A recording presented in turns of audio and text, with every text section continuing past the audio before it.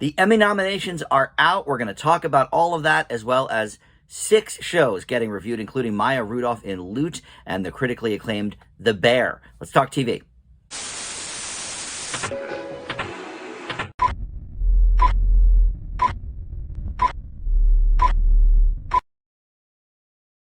Hey guys, Dan here. This is Dan Reviews. Welcome to TV news and reviews for the week. 6 shows I'm going to tackle for you, including The Bear, which is getting a lot of critical love. Loot, starring Maya Rudolph.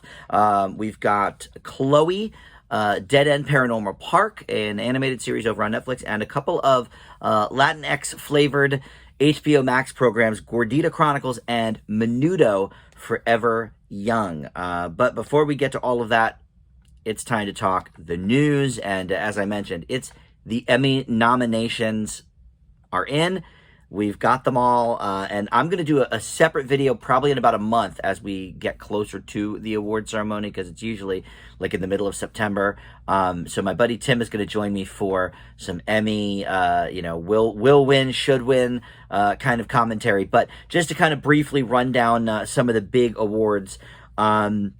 So the big winner in nominations was Succession. 25 nominations overall, a lot of them for acting, but many, many other things, including writing, directing, and some of the other, sort of quieter awards, I guess. And then with 20 each, you've got Ted Lasso for season 2, and then White Lotus in limited series, which is interesting because White Lotus is returning for season 2. Now, it's an anthology, so I guess maybe they count that as limited series because it has a different rotating cast every season. I sort of forget. The Emmys change the rules every few years because obviously the landscape of TV is changing so much. I know that like American Horror Story used to be in the drama category, but then now they've relegated that to like the limited series. I guess maybe anthologies go into limited series as well. I don't know. But in any event, White Lotus has 20 and Ted Lasso has 20. So those are the 3 like really, really biggies. And in terms of networks, and the broadcast networks almost shut out as usual. But Abbott Elementary is sort of the lone sort of shining moment for the broadcast networks. ABC has several nominations with that show, which we'll get into. But leading the pack is HBO and HBO Max, 140 nominations between the two. And even if it was separated, HBO would still have the most with 108, because Netflix only has 105. But then HBO Max, you throw those 32 ones on there, and you've got a big leader there with that.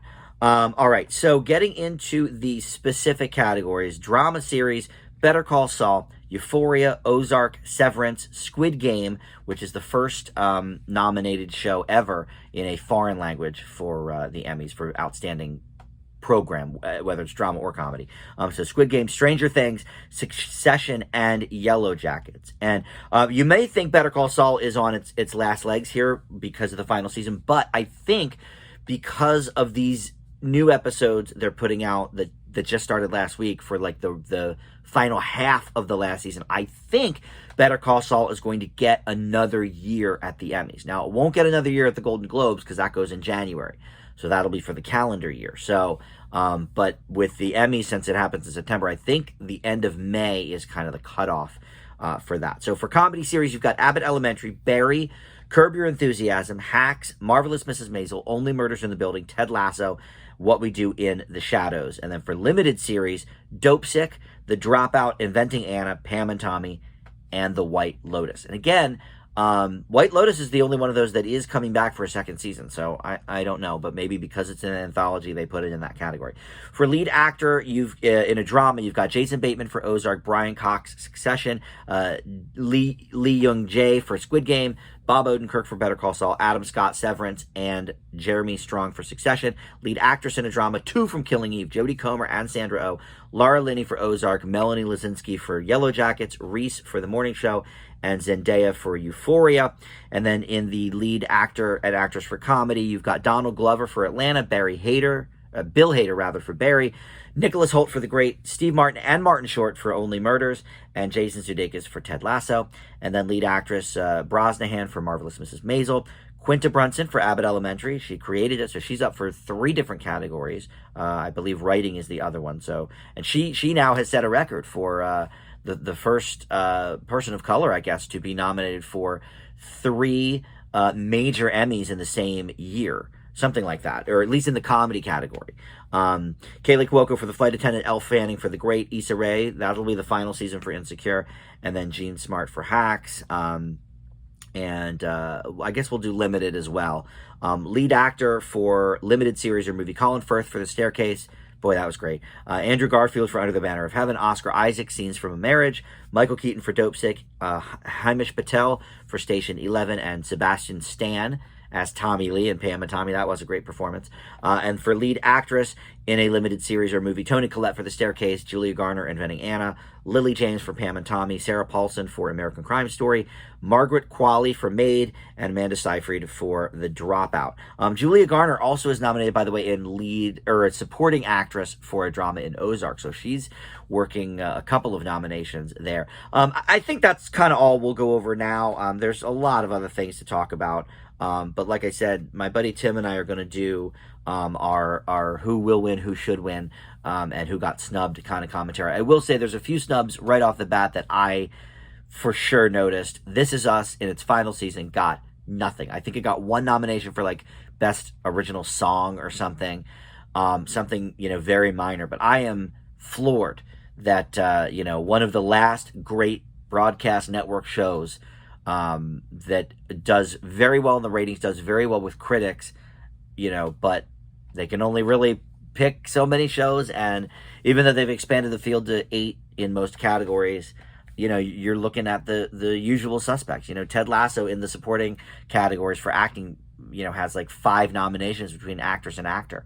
And same with Succession on the drama side. So, one nice surprise was Rhea Seehorn got nominated for the first time for Better Call Saul. Better Call Saul, by the way, has been nominated before this year. I think it was 39 nominations and won 0. And then this year it's got a whole handful of new ones. Hopefully it wins something. But again, I do think it has one final year at the Emmys next September. So, but yeah, This Is Us snub for sure. The other, major snubs I noticed are, Selena Gomez did not get nominated for Only Murders in the Building when her 2 counterparts did. And she's kind of, really a great piece of that show. It really is a 3-hander. So that was surprising. Not really showing her the respect that I think she deserves there. And then, there's some other things I guess Tim and I will get into with snubs, but I think those are probably the 2 major snubs.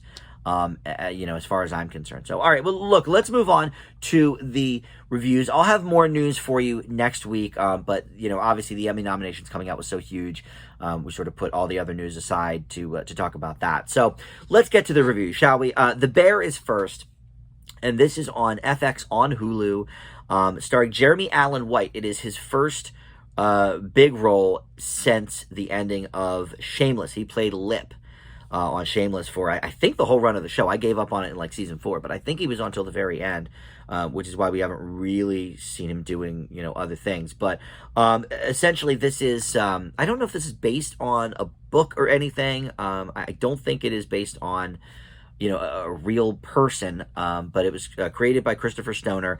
And the premise is essentially this young chef from the world of fine dining who is played by Jeremy Allen White. He goes by Carmy. On the show. Carmen is his full name. And he comes home to Chicago after, doing all of these major restaurants and Michelin star restaurants because the family patriarch passes away, and he is returning to run his family's Italian beef sandwich shop.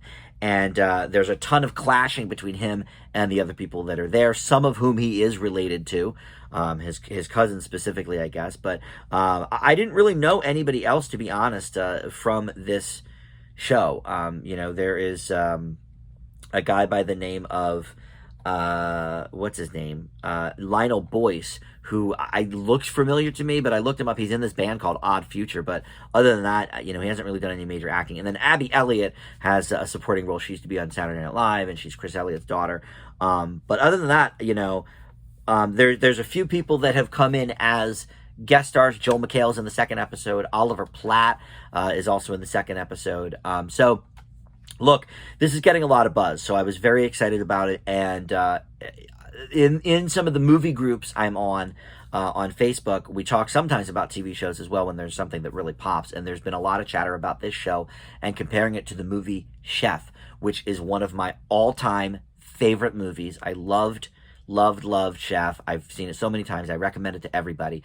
And so I was like, okay, well, if this is shades of Chef, that's pretty good. That's pretty high praise. Most of the people on this movie group do love that movie. So if they're comparing it to this, okay, well, that's pretty good.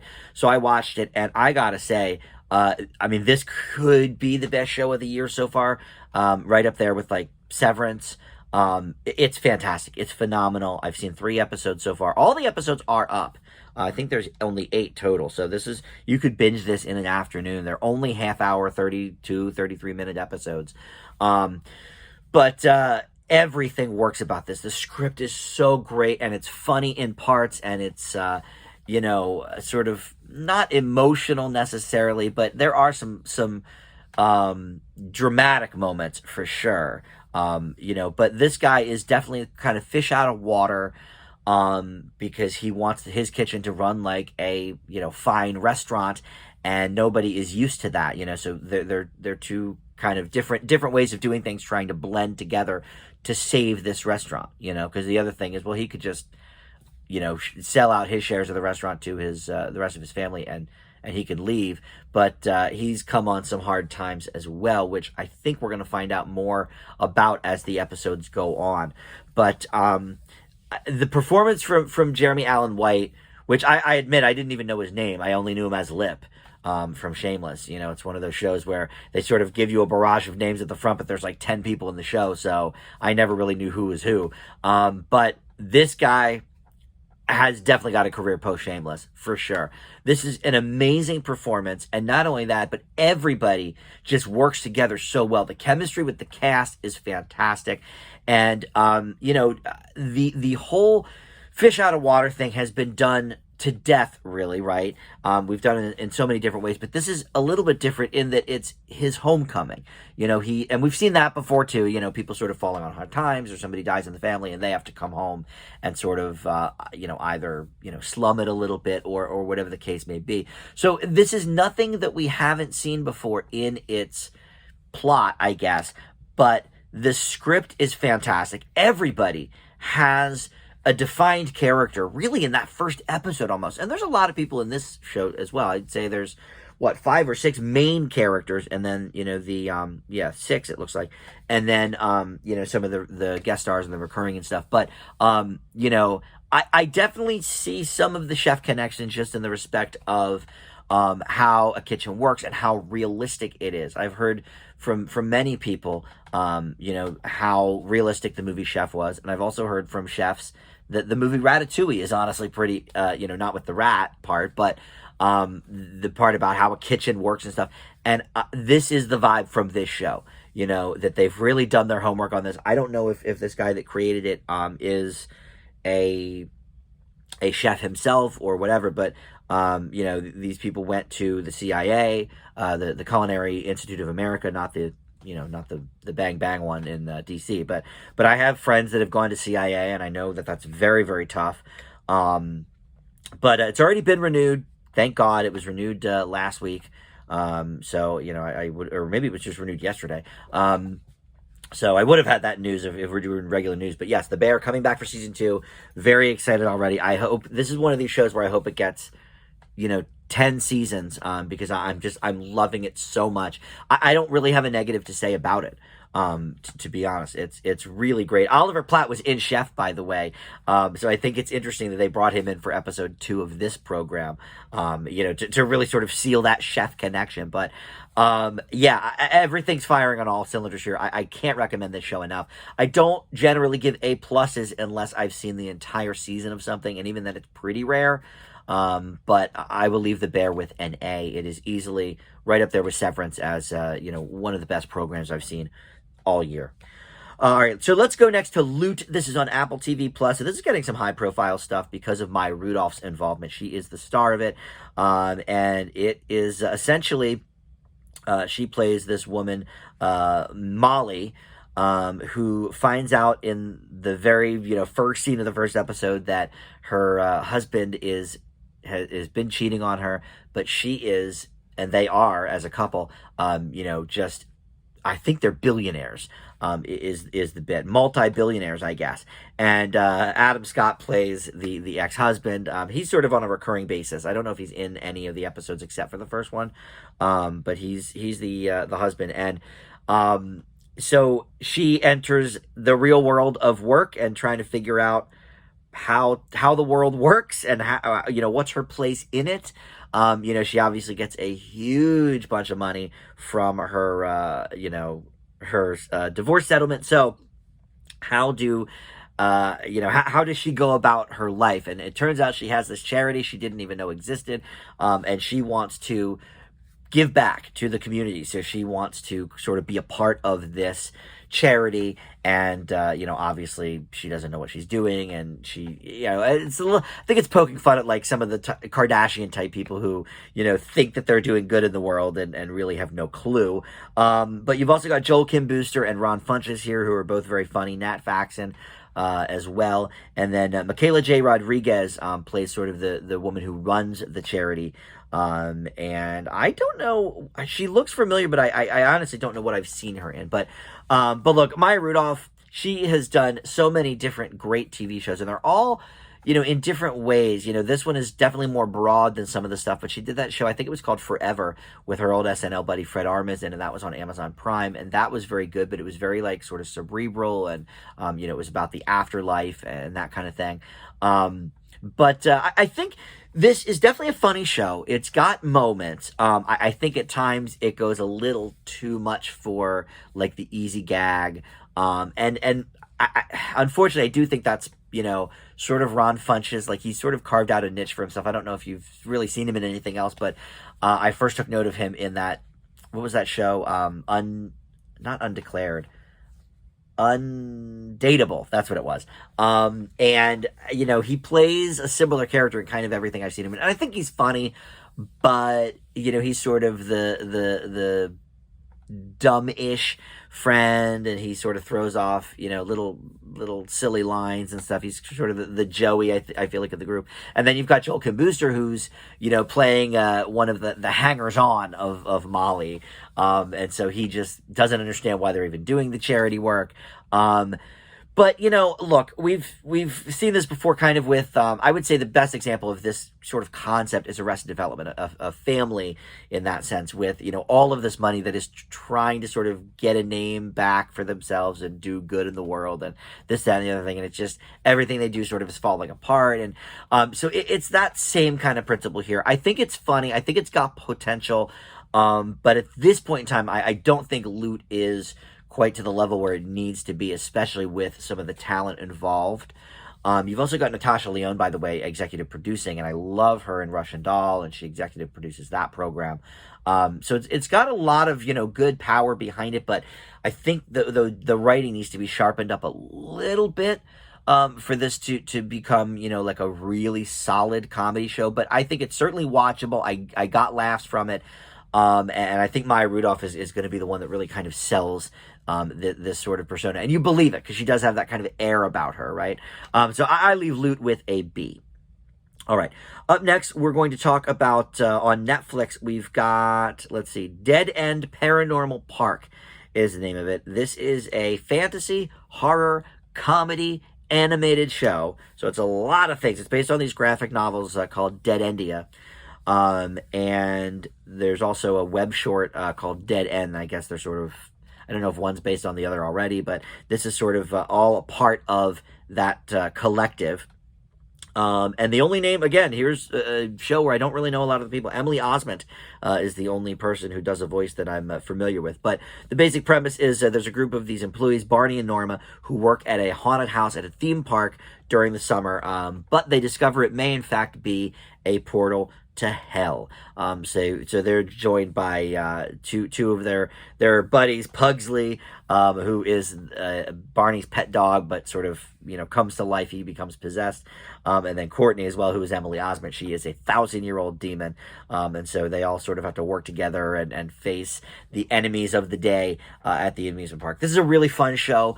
I think Netflix is still kind of trying to find the groove for it. Like I've been actually, several people in the last month or two have said to me, like, Netflix doesn't really have any good shows anymore. Like, what are we doing? They're charging us so much more money, and yet the content isn't there. But I think two things that they're sort of excelling at is the dating shows, which I don't really watch, and I do grade them sometimes here if there's one that gets pretty popular, but they're kind of cranking those out, so they must be doing pretty well for them. But on the animated side of things, for adult animation, they do really well. And I wouldn't say this is necessarily adult animation. I don't remember there being any cursing. Like, I think this is fairly family-friendly. It's just a bit macabre, but it reminded me of a little bit of like a Scooby-Doo or that movie Monster House or something like that, where there's definitely some elements to it that are a little bit creepy for very young kids, but I would not say this is adult animated.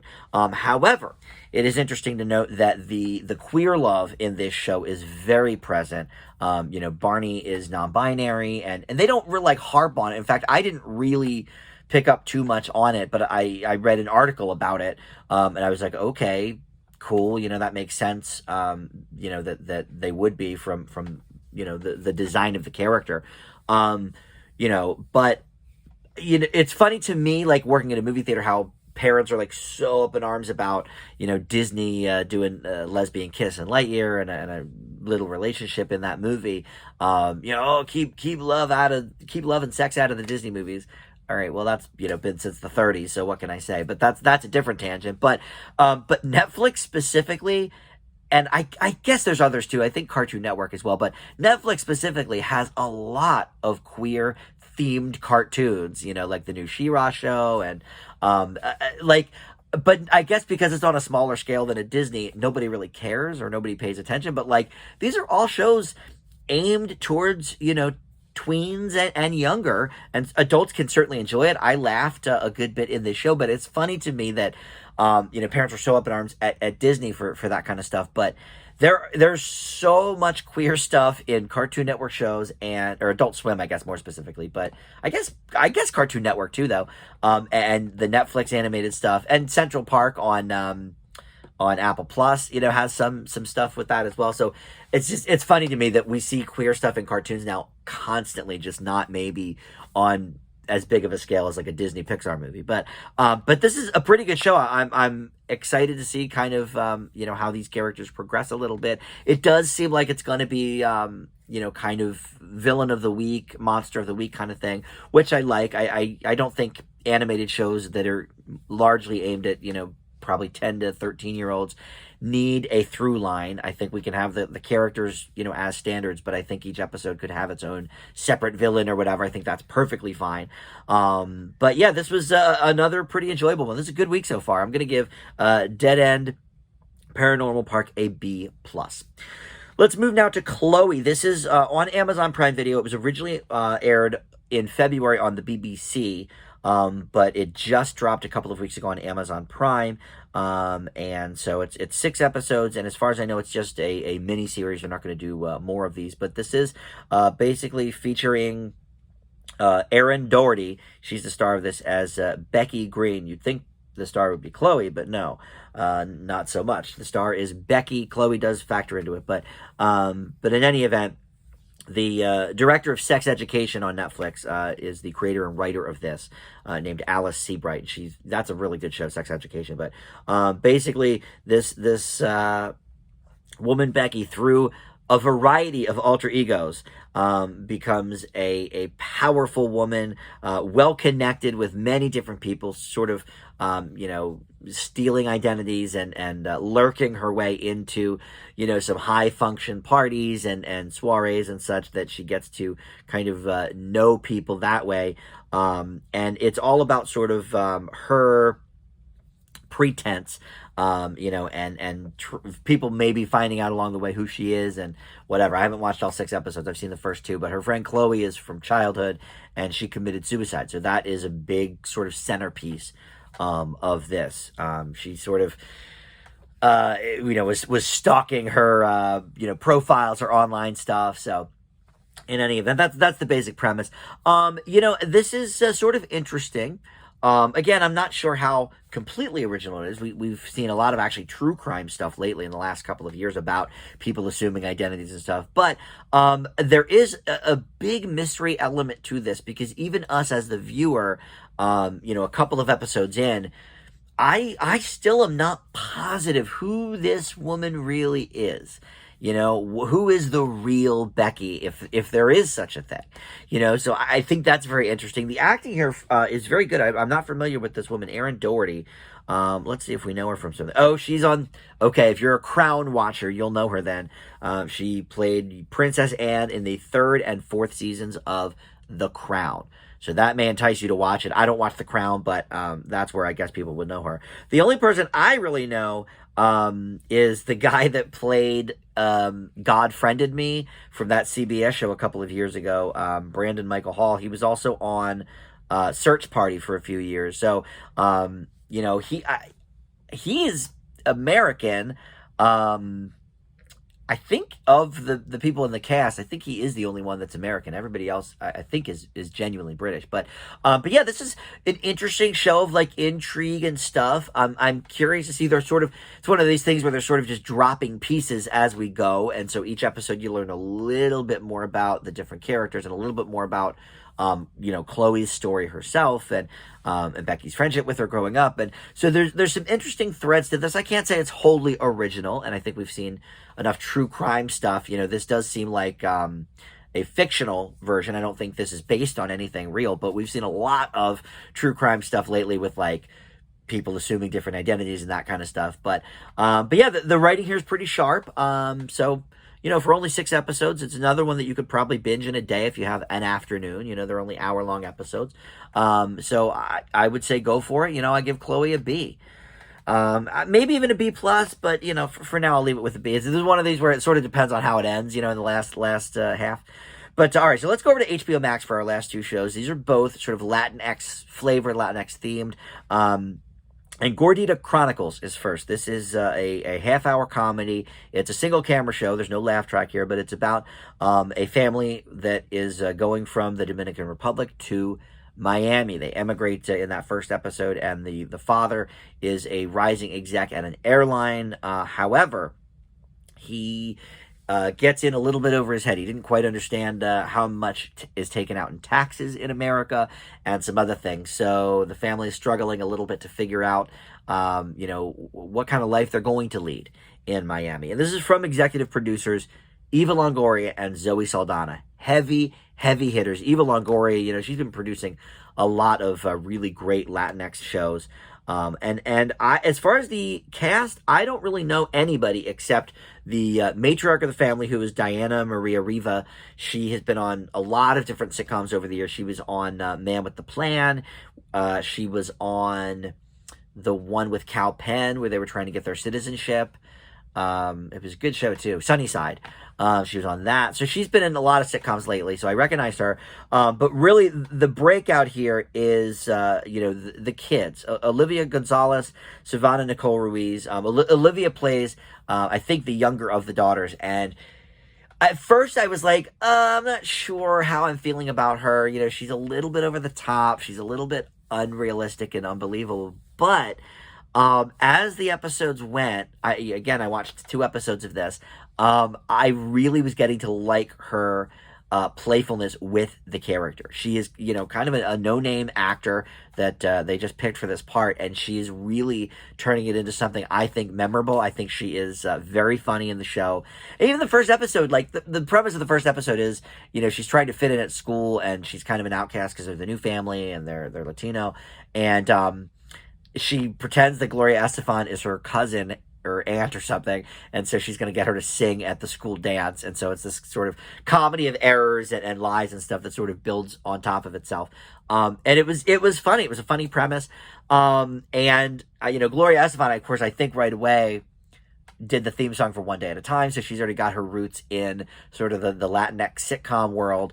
And she's not in the episode, but they play some of her songs and stuff, so I'm sure she loaned those to them. But in any event, this was a surprise because the first scene isn't that great. And I was like, oh no, like this seems like it's going to be another like generic, unfunny show about a family emigrating here. And, we've had a lot of like Latino themed comedies in the last couple of years, and dramas too, I guess. But a lot of the comedies just don't work for me. I do like the dramas. I like that Party of Five reboot they did, but they keep going sort of to similar wells. And I forget the last one I did. I think it was also maybe on HBO, though. A month or two ago, there was like another one that was just not good. This is much funnier, much better. It's given me shades of Mixed-ish, which only lasted 2 seasons. That's already off the air. But because it does take place sort of, I think, in that same kind of time period. I think it's in like the early 90s, maybe. Mixed-ish was in the 80s. So it's definitely kind of like a flashback show. Which we see a lot of as well. But when it's done well, I think it's great. And this, I really, really, in those first maybe 5, 6, 7 minutes, I was like, oh man, I'm not sure about this. But it turned out it was very funny. I'm very into this show, the Gordita Chronicles. I'm going to give it a B+. All right, so finally, we will stick with this same sort of Latinx theme, and specifically, I guess, more Mexico and some of the more Caribbean areas. But Menudo, Forever Young. Now, this is a show. It's a 4-episode docu-series, I guess you would call it, based on the boy band Menudo, of course, back in the late 70s. I didn't realize they quite went back that far, but they started in 77, and they started changing the boys out in the early 80s. But Menudo famous for kind of changing the boys every few years when they get old enough. They become no longer cute little boys they can put in the magazines, and their voices maybe are still high enough that they can hit a lot of those high parts and some of that stuff. And of course, the most famous player from there was Ricky Martin. That's probably no secret. But interestingly enough, he is not interviewed for this show. They do talk about him, obviously, but he's one of the boys they don't interview. But you know what? He's had 2 separate behind the musics, so I think we got his story already. The most interesting part, I think, about this is, and I will say I watched all 4 episodes of this because they're all under an hour. You can knock the whole thing out in a little under 3 hours. They're all like 42 minutes or so. So I binged the whole thing the one night. A lot of these shows this week were only a half hour, so I had a little extra time this week. So I decided to go all in on Menudo Forever Young and just watch the whole thing. The most interesting thing is because they had so many different members, we get a lot of different perspectives from the guys about what it was like in their era and all of that. And at the center of it all is this guy, and there's always one. Lou Pearlman was the one for NSYNC and the Backstreet Boys in, the 90s era, my era. But, they don't talk to this guy. He declined to be interviewed, but there's always a shisty ringleader who puts these guys together, and I honestly forget his name, and I'm not going to scroll to look for it. He doesn't deserve it. But, the guys all tell tales of different things with him, sort of being emotionally manipulative, being sexually abusive, his friends coming in and taking advantage of the boys in other aspects. And so it definitely gets, episodes 3 and 4, there's disclaimers even in front of saying like, this show is going to get into some graphic detail about, sexual assault and that kind of thing. So, look, they reached out to him for comment. He didn't defend himself. So it's really just, these men's stories about when they were young. But it's also about, the band itself. It's not just about, the sexual assault charges and all that sort of stuff. But it's about putting the band together, getting the guys in different eras, meaning different things in the band. Like in the late, 80s and early 90s, it was more about the rock vibe of Menudo because they were trying to emulate people like, Bon Jovi, and then later, like Nirvana and stuff like that. So it was very interesting. I knew very little about this band, to be honest. They didn't really have any hits in America, and they talked about that even, trying to kind of break in to the American charts, but most of their music was in Spanish, so American radio wouldn't play. Interesting stuff, I think, for a music fan, for sure. If you're not really a music fan, probably the Ricky Martin behind the music, tells enough of the story. But I do think this was interesting. However, I think it gets a little repetitive. Like episodes 3 and 4 are almost exclusively about, well, they're about a little bit with the 80s and the late 80s and 90s vibe of the band, but it's a lot about the abuse charges, both sexually and otherwise, and manipulation and that kind of thing. And it's great that these guys are telling their stories, but that part started to get a bit repetitive. Yeah, we get it. The guy's a total scumbag, and so it got a little repetition in that regard. Certainly needed to be included, I think, if we're going to give a well-rounded take on these guys' lives, in the band and afterwards. But overall, yeah, I thought this was a pretty good music doc. I feel like summer is the time that they drop all of the music docs, and I end up watching all of them. The McCartney one was last year, McCartney 3-2-1. I watched that whole thing. And there was another one right around that time. I think I might have done it the same week. Mark Ronson, Watch the Sound or something. I watched that whole thing as well. I think it was like 6 half-hour episodes. But anyway, summer seems like kind of a nice time to drop those things. For whatever reason, I guess, music is light, and so we want to think about good times or whatever in the summer. But obviously this one has its demons as well. There's a lot of heavy stuff here. But I leave Menudo Forever Young with a B. All right, so a lot of B's this week or higher. The Bear, highly, highly, highly recommended. Nothing really bad this week. We get some weeks where almost everything's bad, and some weeks where everything is pretty solid. I think everything got a B or above this week, right? So pretty good stuff overall. But all right, thanks for watching, and we'll see you next time on Dan Reviews It. Bye.